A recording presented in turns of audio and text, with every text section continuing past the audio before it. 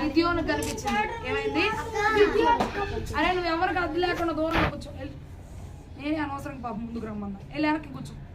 ఇగో గిద్యోనుతో మాట్లాడింది. గోధుమలు దొల్లగొట్టుకుంటున్నాడు గిద్యోను, చూసారా? అప్పుడు దూత వచ్చి ఆయనకి కనపడింది.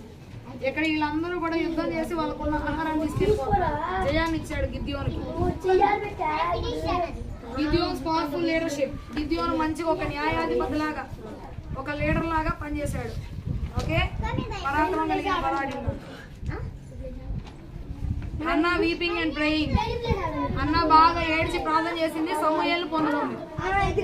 హన్నా ప్రార్థన చేసింది, సమూయేలు పొందాడు. Eli and Samuel's conversation. Samuel anointed. Eli సమూయేలు మాట్లాడుతున్నారు, చూసారా? ఏలీ సమూయేలు మాట్లాడుతున్నారు. ఇక ఒక గేదె యొక్క కొమ్ముడు తీసుకు